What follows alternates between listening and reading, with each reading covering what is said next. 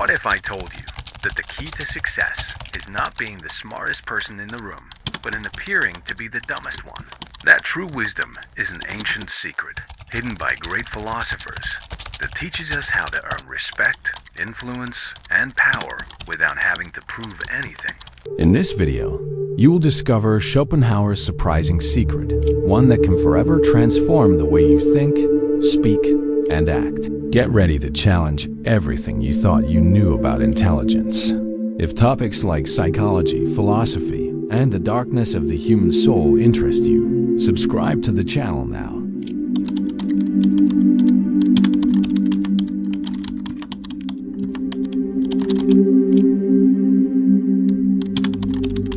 Since antiquity, intelligence has been seen as one of the greatest virtues of human beings.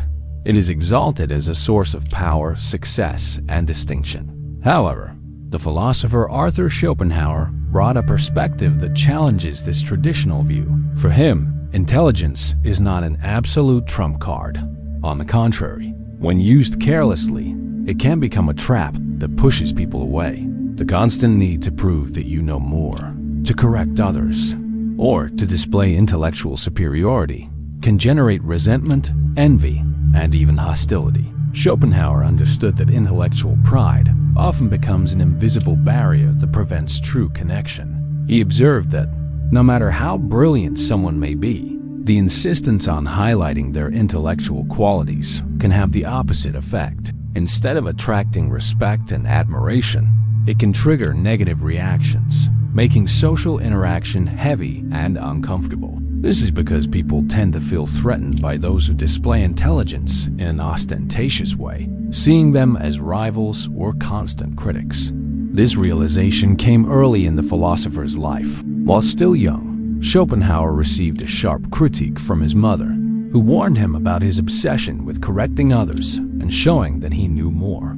She told him that, although he was exceptionally intelligent, this attitude made his qualities nearly invisible because his intellectual arrogance overshadowed his merits. This experience made him reflect deeply on how intelligence should be used with emotional wisdom so as not to create social distance. Instead of encouraging a constant battle to demonstrate superiority, Schopenhauer advocated for the importance of self-control and moderation. He understood that true intelligence does not lie in constantly proving you know more, but in carefully choosing when and how to demonstrate knowledge. This kind of strategic intelligence avoids unnecessary conflict and creates a more harmonious environment, where people feel respected, not challenged. Furthermore, Schopenhauer realized that excessive display of intelligence can provoke envy and resentment. In a world where everyone wants to be recognized, standing out too much can generate fear and animosity. Thus, the one who insists on constantly showing their intellectual superiority runs the risk of becoming isolated, seen as arrogant and difficult to relate to, losing the genuine respect they so deeply seek. For Schopenhauer, the solution was to use intelligence discreetly and wisely. He proposed that instead of seeking to dominate through reason or knowledge, a person should dominate through strategic silence and careful observation. This approach does not mean giving up on knowledge, but using it with a healthy dose of humility and social sensitivity. At its core, what Schopenhauer reveals is that intelligence, to be truly effective, must be paired with emotional wisdom. Knowing how to deal with pride, controlling the impulse to correct or to show off, and understanding social dynamics is what turns intelligence into a powerful tool to influence and gain respect, rather than push others away and create conflict.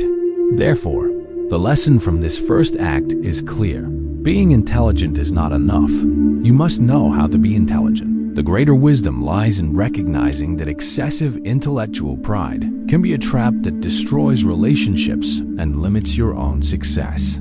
Schopenhauer invites us to reflect on how we use our knowledge. Are we building bridges or raising invisible walls around us? Schopenhauer presents us with a strategy that, at first glance, seems counterintuitive: the art of playing the fool. It is not about ignorance or pretending to be stupid, but rather about an intelligent and calculated stance.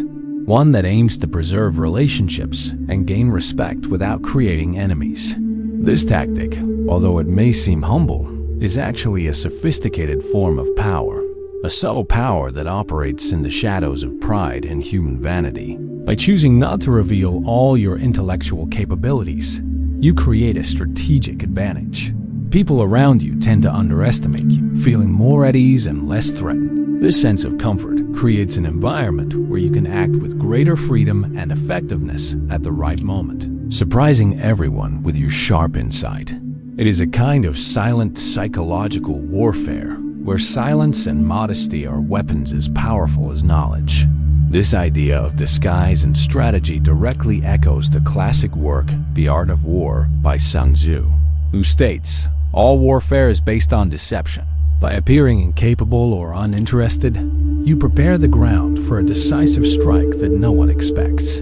In everyday life, this manifests in meetings, negotiations, debates, or competitions, where those who observe more and speak less are often the ones who shine at the opportune moment. Schopenhauer emphasizes that this apparent modesty is not a sign of weakness, but of wisdom. He recognized that often the best way to preserve peace and social harmony is to take a step back, play the fool, so that true strength can be revealed only when it is strategic. This posture avoids unnecessary confrontations and allows you to maintain control of the situation without emotional exhaustion. Moreover, playing the fool is a way of showing respect for the intelligence of others. When you do not impose yourself, humiliate, or constantly correct, you create a space where people feel valued and heard. This attitude generates quiet admiration and strengthens bonds, because people tend to trust and open up to those who do not threaten their self-esteem. Schopenhauer also highlights that the ability to subtly guide others, allowing them to believe that ideas are their own, is an effective form of leadership. This approach, based on compassion and respect, avoids direct confrontation and creates an environment of cooperation and mutual growth. It is a lesson on how power can be exercised with kindness, patience, and emotional intelligence. This art of playing the fool, however, requires discipline and self-awareness. It is not a game to be played manipulatively or falsely, but rather a strategy to protect your authenticity while navigating the complex social dynamics with wisdom. Those who master this art know that silence and modesty can be more impactful than 1,000 words or displays of knowledge. In the end, Schopenhauer invites us to rethink our relationship with intelligence and pride. He shows that by letting go of the constant need to appear superior, you do not lose power. On the contrary, you gain a deeper kind of power that earns genuine respect and opens doors to true success. The art of playing the fool is, therefore, a secret known by few, but one that everyone can learn. Comment below. I choose intelligent humility if you are ready to master this art and transform your life. Schopenhauer not only valued the art of playing the fool, but also highlighted the fundamental importance of knowing how to listen. He believed that silence, when used wisely, is a powerful tool for those who wish to influence and lead. While many feel the compulsive need to fill space with words, true sages recognize that the value lies in listening attentively, absorbing information, and understanding the context before acting. The wise speak because they have something to say. Fools because they need to say something, said Plato, a maxim that Schopenhauer fully endorsed. This phrase reflects the core of communicative wisdom. It is not about speaking to impress or dominate, but about speaking with purpose, at the right time, with words that truly matter.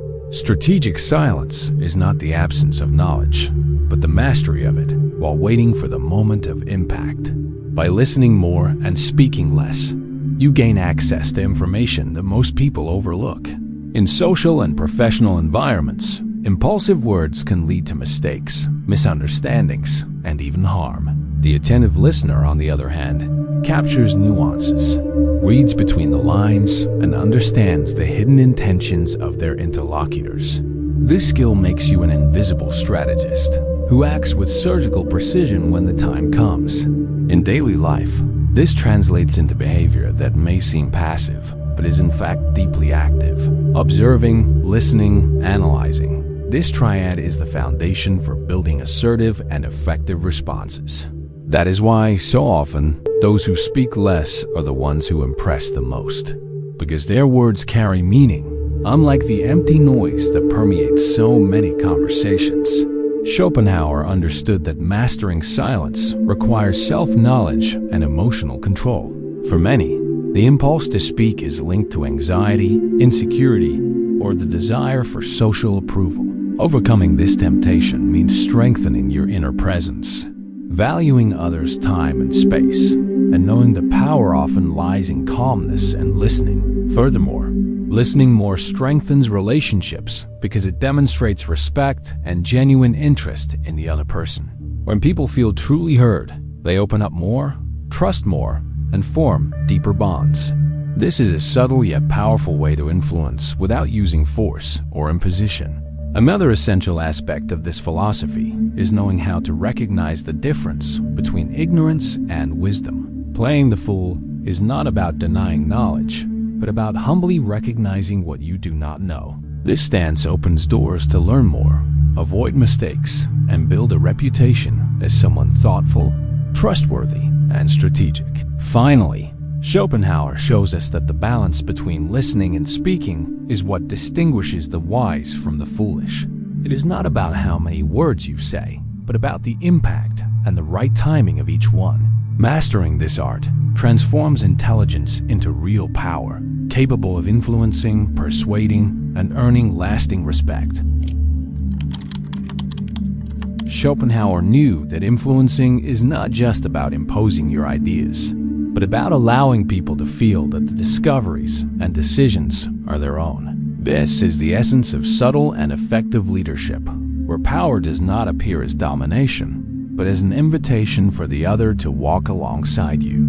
This technique, often overlooked, is an act of respect and compassion, which avoids resistance and unnecessary conflict. When you let someone believe that they had a brilliant idea on their own, you strengthen their ego and create an environment conducive to cooperation. This does not mean manipulation. It is a smart strategy that values the other's dignity and autonomy. Schopenhauer saw this stance as a superior form of power, where control is exercised without the need for confrontation or imposition. In everyday life, this approach can transform professional, family, and social relationships.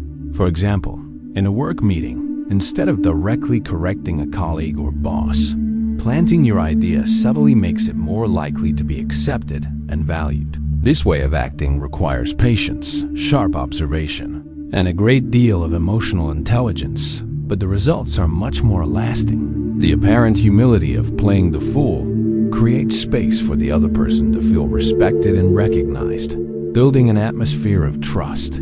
Schopenhauer even cited examples from the sports world, where experienced athletes sometimes let an opponent win to preserve dignity and strengthen bonds. This gesture, though simple, reveals the power of acting with empathy and strategy. It is important to remember that this art requires authenticity. It is not about pretending, but about knowing when to step back, when to yield space, and then move forward decisively. It is a delicate balance between holding back your strength and using it wisely to positively influence the environment around you. In the end, subtly guiding others means transforming power dynamics into respectful and productive partnerships. Schopenhauer teaches us that true power is not the one that imposes, but the one that invites.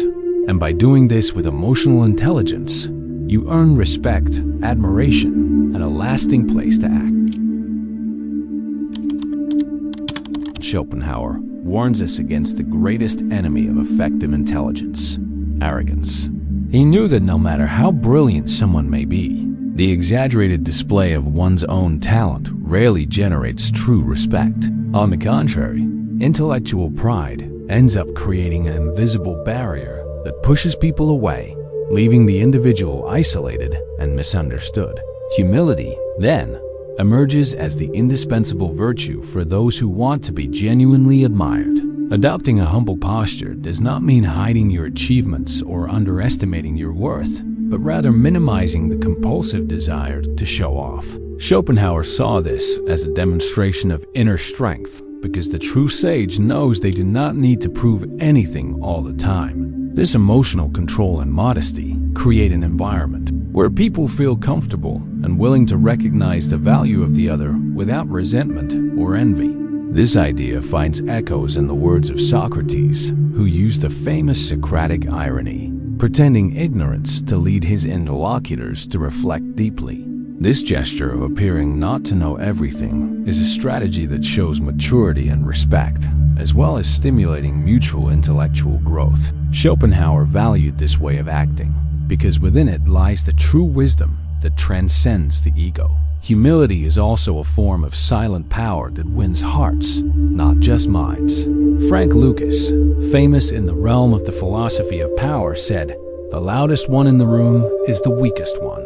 This means that those who shout and impose themselves with arrogance actually reveal insecurity, while those who speak little and act with respect demonstrate confidence and command. By minimizing your own achievements, you not only avoid envy and conflict, but create an aura of mystery and admiration. People are naturally drawn to those who do not need to prove their superiority, but let their actions speak for themselves. This posture opens doors, strengthens support networks, and builds a solid and lasting reputation. In the end, Schopenhauer shows us that true success is not about being the smartest or the brightest, but about being the wisest in how you act. Intelligent humility is the key to transforming talent into real influence and to earning respect that goes far beyond appearances. Schopenhauer left us with a profound and counterintuitive teaching. True power is not in displaying your intelligence, but in knowing when to remain silent, when to play the fool, and above all, when to listen. This strategic humility transforms a supposed weakness into strength, avoids unnecessary conflict, and earns genuine respect that no display of superiority can achieve. So, the next time you feel the urge to prove you are right or show off all your knowledge, try the opposite. Speak less, listen more, observe carefully, and surprise at the right moment. Because, in the game of life, those who master the art of appearing modest not only win but inspire, and that is what makes all the difference.